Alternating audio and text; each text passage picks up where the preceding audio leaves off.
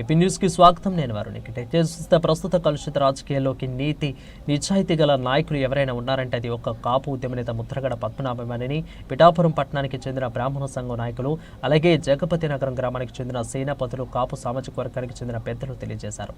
శనివారం ఉదయం తమ అభిమాన నాయకుడైన ముద్రగడ పద్మనాభానికి సాంఖ్యపం తెలియజేసేందుకు చేసిన వారి ఇరువురు పెద్దలు ముద్రగడని కలిసి తమ మద్దతును తెలియజేశారు. ఈ సందర్భంగా బ్రాహ్మణ సంఘం నాయకులు మాట్లాడుతూ ముద్రగడ యొక్క నీతి నియమాలు ప్రస్తుత తరడంలో అడుగంటిపోయాయని ఆవేదన వ్యక్తం చేశారు. అదేవిధంగా జగత్పతి నగరం కాపుల రామాలయంలో అధ్యక్షులు లంకమూర్తి, అలాగే సేనాపతుల రామాలయం పెద్దలు సోర్తపూడి శివలు ముద్రగడ యొక్క గొప్పతనాన్ని కొనియాడారు. ఈ కార్యక్రమంలో పారిశ్రామికవేత్తలు ముద్రగడ బాలు, ముద్రగడ గిరిబాబు, గణేశుల రాంబాబు, గణేశుల లచ్చబాబు, అలాగే అనుచరులు గౌతు స్వామి, గౌపు చంటిబాబు, అదేవిధంగా పెంటుకోట నాగబాబు, ఆడారే సోమేశ్వరరావు, తిట్టి సుబ్బారావు, శవరం నాని, శవరం సురేష్ తదితరులు పాల్గొన్నారు.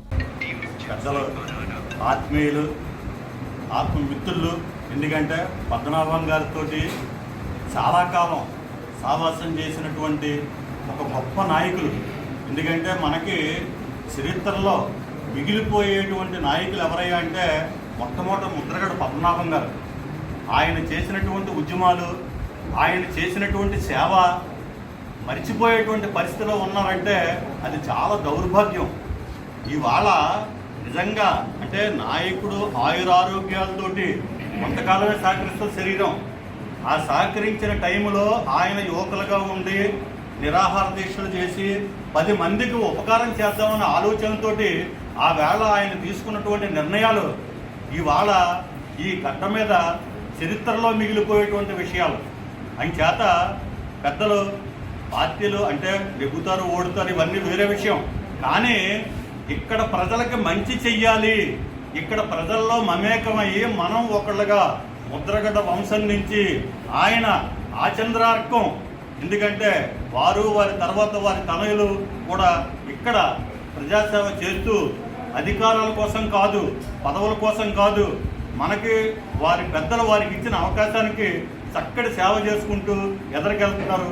బ్రాహ్మణ సేవా పరిషత్ నుంచి, పిఠాపురం నుంచి మేమందరూ కూడా ముక్తకంఠంతో ఆయన తీసుకునేటువంటి నిర్ణయాలకి, ఆయన చేసేటువంటి మంచి పనులకి మేము ఎప్పుడూ అండదండగా ఉంటాం.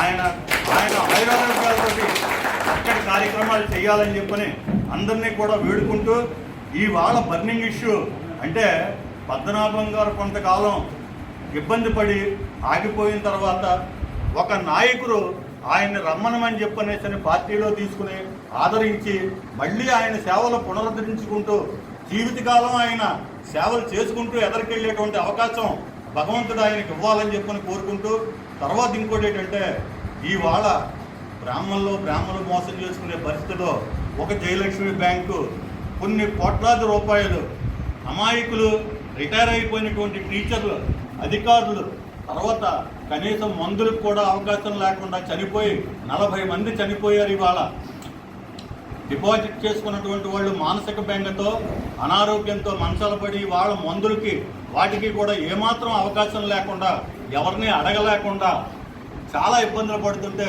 మానవతా దృక్పథంతో పద్మనాభం గారి వాయిస్, ఎందుకంటే ఆయన నాకు తెలిసినంత వరకు ఒక మాట మాట్లాడారంటే ఒక నిబద్ధత, ఒక పద్ధతి, చివరి నిమిషం దాకా కూడా అమాయకులకి, అన్యాయం జరిగిన వాళ్ళకి నిలబడేటువంటి వ్యక్తి. ఎన్నికల హామీలు వేరే రకమైనవి కాదు. ఆయన మనస్ఫూర్తిగా మాట్లాడి నేను ఇది ఈ బాధితులకి న్యాయం చేస్తారు, న్యాయం చెందుతాను అనేటువంటి విధానం ఆయన దగ్గర మేము ఎప్పుడూ కూడా 199% కూడా ఆయన దగ్గర నుంచి వచ్చినటువంటి మాటని విశ్వసించేటువంటి మనుషులం. ఎందుకంటే ఆయన ఊరు దాటితే తప్పతగలేసేటువంటి పరిస్థితుల్లో మాట్లాడరు. ఇప్పుడు ఆయన నిబద్ధత మాట్లాడారంటే చాలా అందంగా, అది జరిగే విధానంలో ఖచ్చితంగా చెప్పేటువంటి నాయకులు.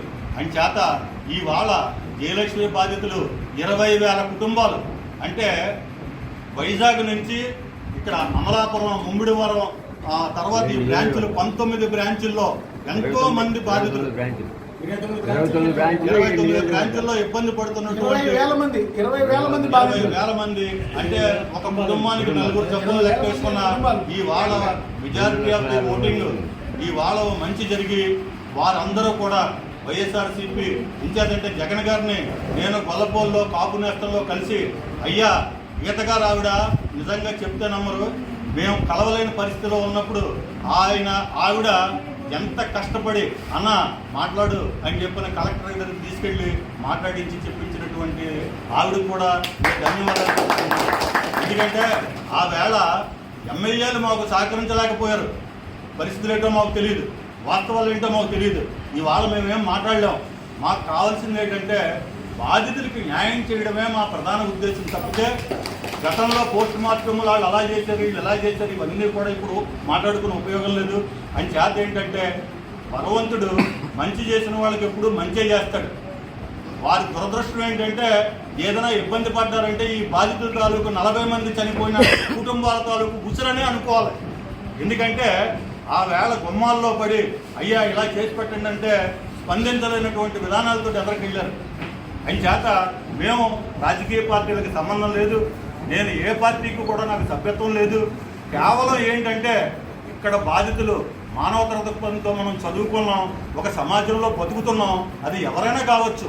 అని చేత ఈ విషయాల మీద ఇది అతిపెద్ద కుంభకోణం. ఇది అది మూసేసి ఆ డబ్బులు బినామీలు చేసుకుందాం అనుకుంటే ఎటువంటి పరిస్థితులను కూడా చేయనివ్వకుండా మ్యాక్సిమం బాధితులందరూ కూడా ఉద్యమించి మళ్ళీ బ్యాంకు రీఓపెన్ చేసి మళ్ళీ డైరెక్టర్లని వాళ్ళని అక్కడ కూర్చోబెట్టి ఆర్గనైజేషన్ సిస్టంలోకి వెళ్ళారు. జగన్ గారు చేసిన ఉపకారం ఇన్స్పెక్టర్ జనరల్ ఇంటెలిజెన్స్ డిపార్ట్మెంట్కి చెప్పి ప్రాపర్టీస్ ఐడెంటిఫై చేయించి ఇవాళ 570 కోట్ల ప్రాపర్టీ ఐడెంటిఫై మూటగట్టబడి ఉంది. ఇది ఏదో రూపంలో అంటే బాధితులకి అందే లోపల ఎంతమంది చచ్చిపోతారో అనే ఉద్దేశంతో కొంచెం త్వరితగతిని చేయమని రిక్వెస్ట్ చేశాను తప్పితే ఇందులో ఎవరిని డబ్బులు ఇవ్వమని కానీ వారు నష్టపరిచి ఇంకో రకంగా చేయాలని కానీ మా ఉద్దేశం కాదు. వారి డబ్బులు వారికి యుద్ధ ప్రాతిపదిక మీద ఇప్పించండి సార్, చనిపోతున్నారని చెప్పని రిక్వెస్ట్ చేయడానికి తప్పితే మేము వేరే రకాలు కానీ విధానాలు కానీ లేదు. అయితే మాకు కొండంత వ్యక్తి చలమలశెట్టి సునీల్ గారు పిఠాపురం షుగర్ ఫ్యాక్టరీని హ్యాండ్ ఓవర్ చేసుకుని కొన్ని వందల కుటుంబాలని రక్షించినటువంటి వ్యక్తి. వేరే నాయకుడు మనకు ఎవరు లేదు. అటువంటి గురుగారు శ్రీధరనాథ్ గారు మళ్ళీ వాళ్ళ